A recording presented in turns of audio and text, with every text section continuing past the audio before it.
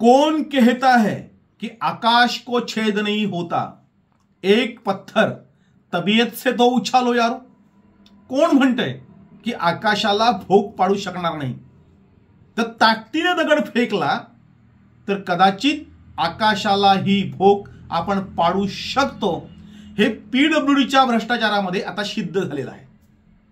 जे पीडब्ल्यूडीच्या इतिहासामध्ये पहिल्यांदाच एक मोठी घटना घडली की पीडब्ल्यूडीच्या अधिकाऱ्याने पीडब्ल्यूडीच्या भ्रष्टाचाराविरुद्ध अहवाल दिला। म्हणजे सहसा असं होत नाही, जे एक अधीक्षक अभियंता दुसऱ्या अधीक्षक अभियंत्याच्या कार्यकक्षेत जाऊन भ्रष्टाचाराची चौकशी करतो आणि तो अहवाल हा पॉझिटिव्ह येतो। म्हणजे आतापर्यंत असं व्हायचं की एक अधिकारी दुसऱ्याची चौकशी करताना एकमेकांना साथ द्यायचा, सावरायचा, भ्रष्टाचार सिद्ध होत नव्हता आणि त्यामुळे कोणावरही कारवाई होत नव्हती। कारवाई न झाल्याने अधिकारी अक्षरशः माजले होते, ठेकेदारांच्या आमिषाला बळी पडून वाटेल त्या गोष्टी करायला तयार होते। आम्ही मात्र त्यांच्या विरोधात लढा सुरू केला। सलग 365 दिवस आम्ही एक भ्रष्टाचाराचं प्रकरण लावून धरलं, रोज एक भ्रष्टाचार काढायचो। एकूण 58 कोटींचा भ्रष्टाचार आम्ही बाहेर काढला। आमचे कार्यकर्ते उपोषणाला बसले आणि उपोषणाला बसल्यानंतर सध्याचे मुख्यमंत्री आणि तत्कालीन पालकमंत्री एकनाथ शिंदे साहेब यांनी आदेश दिले आणि चौकशी लागली। रामो गोसावी समितीने चौकशी केली। अत्यंत पारदर्शकपणे या समितीने अहवाल दिला। साधारणतः 500 पानांचा हा अहवाल आहे। मार्च 2022 मध्ये शासनाला हा अहवाल सादर केला आणि याच्यामध्ये स्पष्टपणे सांगितलं गेलं की भ्रष्टाचार झालाय। शरद पाटील यांनी केलेल्या तक्रारी ह्या रास्त आहेत, पुराव्यानिशी आहेत आणि त्या संदर्भामधला हा 500 पानांचा अहवाल आहे। शासनाकडे अहवाल गेल्यानंतर नेहमीप्रमाणे पीडब्ल्यूडीचे अधिकारी असतात वरिष्ठ, त्यांनी चालढकल करण्याचा प्रयत्न केला। आम्ही पुन्हा वरिष्ठ अधिकाऱ्यांशी पत्रव्यवहार करत राहिलो, या प्रकरणाचा पाठपुरावा करत राहिलो आणि त्याच्यानंतर साधारणतः 25 एप्रिल 2022 रोजी एक महाराष्ट्र शासनाने आदेश दिला की समितीने सादर केलेल्या प्राथमिक चौकशी अहवालात निदर्शनास आलेल्या गंभीर प्रशासकीय व आर्थिक अनियमितीत जबाबदार धरून सर्व संबंधित अधिकाऱ्यांची नावे, पदनामे, त्यांचे सेवा तपशील व दोषारोप पत्र शासनात तात्काळ सादर करावीत। 25 एप्रिलचं हे पत्र आहे। या सगळ्या भ्रष्टाचारावर आम्ही एक मोठा विशेषांक काढला होता, वाडा भ्रष्टाचार विशेषांक 2023। या मागच्या वर्षामध्ये हा भ्रष्टाचार पुराव्यानिशी या विशेषांकामध्ये छापला आहे। महाराष्ट्राच्या शासनाचं पत्र पान नंबर 20 वर आहे की त्यांनी सांगितलं होतं की दोषारोप पत्र दाखल करा। त्याच्यानंतर पुन्हा चालढकल सुरू झाली। सगळीकडे मॅनेज होण्याच्या ज्या पद्धती असतात, प्रचंड भ्रष्टाचार या लोकांनी केलेला होता। आम्ही फक्त 58 कोटीच्या संदर्भात लढत होतो, त्याचे पुरावे आमच्याकडे होते। मात्र जव्हार पीडब्ल्यूडीमध्ये 1000 कोटींचा भ्रष्टाचार झालेला आहे आणि त्याच्यामध्ये त्यांच्याकडे अमाप पैसा आहे। त्यांनी वाटेल त्या पद्धतीने दबाव आणून काही वेगवेगळ्या गोष्टी करून हे प्रकरण मिटवण्याचा प्रयत्न केला। मंत्रालयामधल्या भ्रष्ट अधिकाऱ्यांना लाच दिली गेली, पैसे दिले गेले आणि हे प्रकरण रोखून धरण्याचा प्रयत्न केला। याच्यामध्ये कोणालाही काही होणार नाही असं सांगितलं गेलं, मात्र आम्ही शेवटपर्यंत हे प्रकरण लावून धरलं। मुख्यमंत्र्यांकडे, बांधकाम मंत्र्यांकडे, उपमुख्यमंत्र्यांकडे सातत्याने पत्रव्यवहार केला। त्यांच्या भेटीगाठी घेऊन या 500 पानी अहवालाचं नेमकं काय झालं याची विचारणा केली। अखेर राज्यपालांच्या आदेशाने 7 नोव्हेंबर 2023 रोजी 7 अधिकाऱ्यांवर आणि कर्मचाऱ्यांवर ठपका ठेवून त्यांच्यावर कठोर शिक्षा करावी असं या पत्रामध्ये लिहिलेलं आहे। शासनाचा तशा प्रकारचा आदेश आहे। आता या अहवालामध्ये चक्क म्हणजे महाराष्ट्र शासनाचा जो आदेश आहे 7 नोव्हेंबर 2023 चा आदेश काय आहे बघा। ज्या अर्थी समासात निर्दिष्ट केलेले शासकीय कर्मचारी शिस्तभंग विषयक प्रकरणामध्ये संयुक्तरित्या संबंधित आहेत। पहिलं नाव आहे राहुल उमाकांत वसईकर, तत्कालीन कार्यकारी अभियंता। दुसरं नाव आहे विजय दत्तात्रय सपकाळे, कार्यकारी अभियंता, सार्वजनिक बांधकाम विभाग, जव्हार। याच विजय सपकाळे यांच्या कारकिर्दीमध्ये झालेल्या भ्रष्टाचाराचं हे प्रकरण होतं। मात्र त्याच्याबरोबरच आणखीन 2 कार्यकारी अभियंते लटकले। त्याच्यामध्ये एक आहेत राहुल उमाकांत वसईकर आणि दुसरे आहेत राजेंद्र शालिग्राम पवार, तत्कालीन कार्य अभियंता आता ते सेवानिवृत्त झालेत, एक्झिक्युटिव्ह इंजिनियर होते जव्हारला, त्यांचंही नाव आलंय.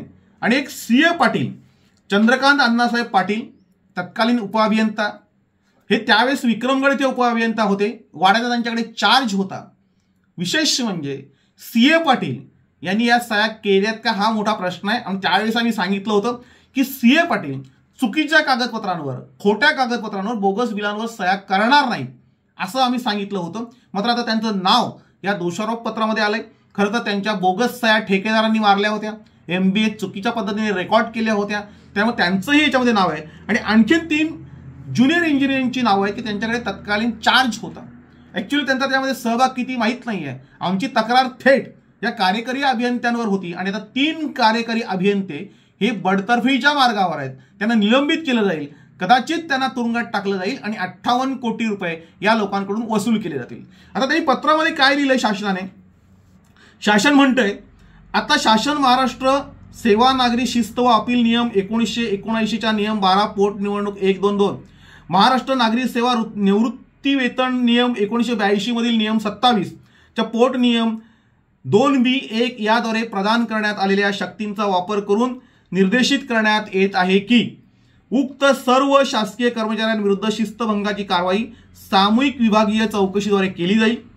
शासन हे त्या सामूहिक कारवाईसाठी शिस्तभंग प्राधिकारी असतील. उक्त नियमांच्या नियम 5 मध्ये विहित केलेली कोणतीही शिक्षा, तसेच महाराष्ट्र नागरी सेवा निवृत्ती नियम 1982 मधील नियम 37 मध्ये विहित केलेली कोणतीही शिक्षा लादण्यास सक्षम असतील. महाराष्ट्राचे राज्यपाल यांच्या आदेशानुसार व नावाने अवर सचिव महाराष्ट्र शासन मेघश्याम नवार. आता या 7च्या 7 अधिकारी व कर्मचाऱ्यांना हा आदेश बजावण्यात आलेला आहे. त्यांच्याकडे हे सगळं पत्र पोहोचलेलं आहे आणि आता चौकशी जी आहे ती सुरू झालेली आहे. म्हणजे मुख्य अभियंता यांच्या मार्फत हे पत्र पोहोचलंय आणि ही जी चौकशी आहे ही तर कोणातर्फे होणार आहे आणि कशी होणार आहे या संदर्भात त्यांनी पुन्हा एक पत्र लिहिलेलं आहे. वाडा तालुक्यातील रस्त्यांची कामे न करणे आणि कामांमधील काही बाबी न करता देयके अदा करणे अशा अनियमितता झाल्याने शासनाच्या निदर्शनास आले आहे.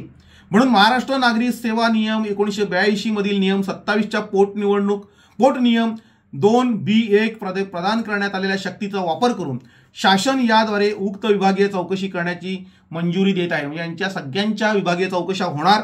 आता शासन आणखी असा आदेश देत आहे की उक्त विभागीय चौकशीची कार्यवाही महाराष्ट्र नागरी सेवा शिस्त व अपील नियमाने त्या पद्धतीने करून प्रादेशिक विभागीय चौकशी अधिकारी कोकण विभाग इथे पार पाडतील. म्हणजे विभागीय आयुक्तांकडे या चौकशा पार पाडणार आहेत. आता त्याच्यामध्ये जे कलम सांगितलेले आहेत त्यामध्ये 12चा जो कलम सांगितलेला आहे 1 व 2 तो काय म्हणतो बघा.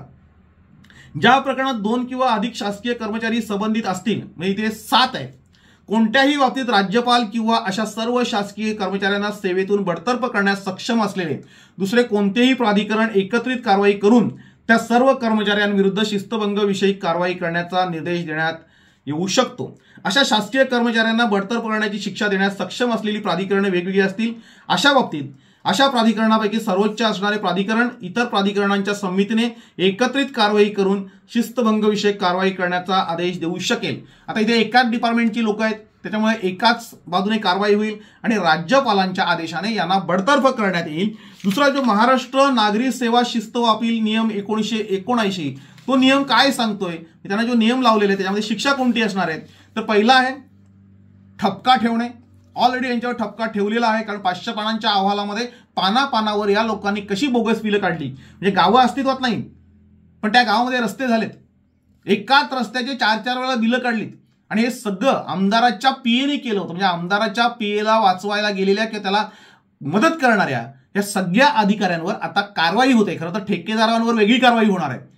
आता जी कारवाई सुरू झालेली ती अधिकाऱ्यांवर कारवाई सुरू झालेली आहे. म्हणजे आमदाराच्या पीएने जो 58 कोटींचा घपला केला त्याच्यामध्ये हे 3 कार्यकारी अभियंते आणि 1 डेप्युटी इंजिनियर, 1 उपअभियंता हे अक्षरशः लटकलेले आहेत. त्यामुळे पहिला ठपका ठेवणे, त्यांची पदोन्नती रोखणे. म्हणजे आता जे म्हणतायत की आम्हाला प्रमोशन मिळेल, यांच्या बाप जन्म त्यांना आता प्रमोशन मिळणार नाही. कर्मचाऱ्यांच्या निष्काळजीपणामुळे किंवा आदेशाचा भंग केल्याने शासनात झालेल्या कोणत्याही आर्थिक स्वरूपाच्या हानीची पूर्ण रक्कम किंवा तिचा भाग तिच्या वेतनातून वसूल करणे. आता ही पूर्ण जी रक्कम आहे म्हणजे साधारणतः 58 कोटी रुपये हे यांच्याकडनं वसूल केले जातील. दुसरी जी जबर शिक्षा आहे सक्तीची सेवानिवृत्ती यांना देणं. दुसरा नियम आहे सेवेतून काढून टाकणे. मात्र भाविकाला शासकीय नोकरी मिळण्याच्या दृष्टीने अनर्थ ठरणार नाही. तिसरा बाब आहे सेवेतून बडतर्फ करणे, मात्र भावी काळात शासकीय नोकरी मिळण्याच्या दृष्टीने सर्वसाधारणपणे अनर्थ ठरेल. म्हणजे यांना सक्तीची सेवानिवृत्ती केली जाईल, सेवेतून काढून टाकलं जाईल किंवा यांना सेवेतून बडतर्फ केलं जाईल असा नियम सांगतोय. म्हणजे या पत्रामध्ये जे काही नियम सांगितलेले आहेत त्या नियमानुसार यांच्यावर बडतर्फीची कारवाई होऊ शकते. खरं तर आमची मागणी आहे की यांच्याकडनं 58 कोटी रुपये हे वसूल करावेत आणि ह्या 58 कोटी वसूल झाल्याशिवाय यांना सुटका करू नये किंवा यांना बडतर्फ कारवाई करून हे थांबणार नाही. कारण 1000 कोटींचा हा भ्रष्टाचार आहे. पुरावे जे शासनाने तपासलेत त्याच्यामध्ये आलेला उघडकीस आलेला भ्रष्टाचार हा फार कमी आहे आणि म्हणून यांना तुरुंगात टाकावं.